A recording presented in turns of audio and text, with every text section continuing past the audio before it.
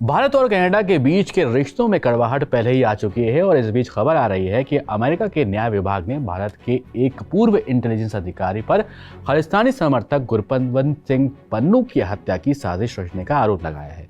अब ये पूरा मामला क्या है, कौन है ये अधिकारी जिस पर अमेरिका की तरफ से आरोप लगाया जा रहा है, समझते हैं इस वीडियो में। मेरा नाम है सैयद सोबान, आप देख रहे हैं स्विच।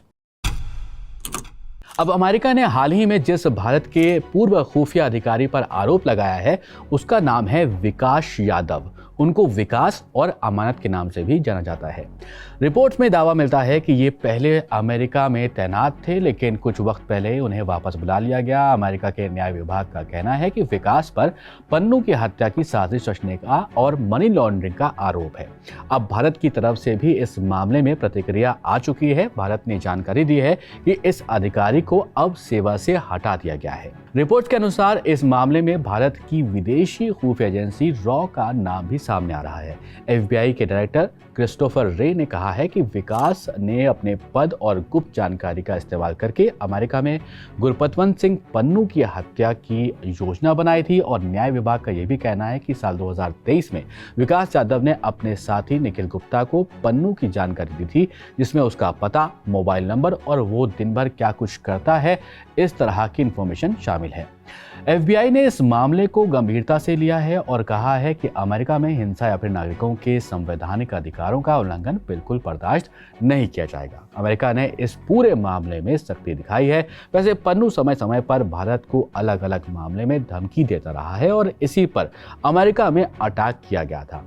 कनाडा जिस तरह से आरोप लगाता रहा है निज्जर की हत्या में भारत के अधिकारी शामिल थे, इस बात को लेकर वो कहता रहा है, तो इस मामले को भी उसी से जोड़कर देखा जा रहा था। हालांकि भारत की प्रतिक्रिया के बाद इन अटकलों को विराम मिल गया है। वापस कहानी पर आते हैं तो अमेरिकी अटॉर्नी मैरिक गारलैंड ने कहा है कि पिछले साल उनकी टीम ने विकास यादव और निखिल गुप्ता की हत्या की साजिश को नाकाम किया था।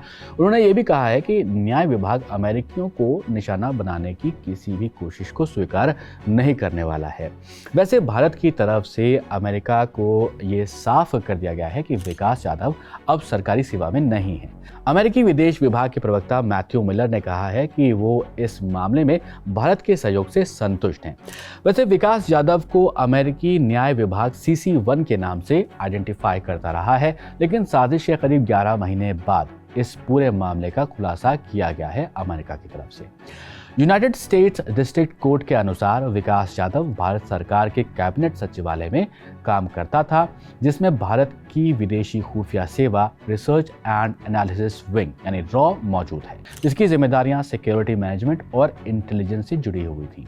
विकास ने भारत के सबसे बड़े अर्धसैनिक बल यानी कि केंद्रीय रिजर्व पुलिस बल में भी काम किया हुआ है। FBI के द्वारा जारी किए गए वांटेड नोटिस को आप देखेंगे तो उसके हिसाब से विकास का जन्म वो 1984 में हुआ था हरियाणा में। पन्नू की हत्या की साजिश को अंजाम देने के लिए उसने अपने सहयोगी निखिल गुप्ता के साथ कम्युनिकेट करते वक्त अमानत नाम का इस्तेमाल किया था। वो CRPF में एक सहायक कमांडेंट था, जिसके पास 135 लोगों की कंपनी का जो कमान थी वो उसके पास शामिल थी। लेकिन भारत की तरफ से साफ है कि ये विकास का कनेक्शन अब भारत सरकार से नहीं है। अमेरिका भी भारत की बात से संतुष्ट है। तो इस वीडियो में फिलहाल इतना ही और ऐसे ही वीडियोस के लिए आप देखते रहिए स्विच।